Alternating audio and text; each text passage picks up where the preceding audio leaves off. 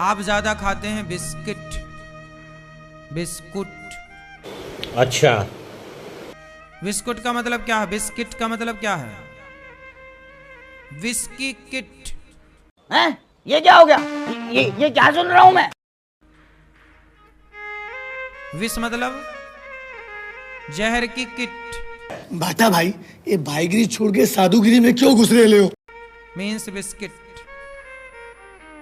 Biscuit जिसमें विष कूट कूट के भरा हो।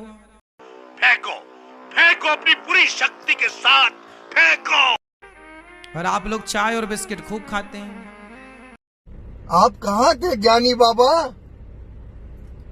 चाउमीन, बर्गर, पिज्जा, मैगी आप खूब खाते हैं इन सब चीजों को। तुम्हें कैसे पता चला? तुम्हें कैसे पता चला?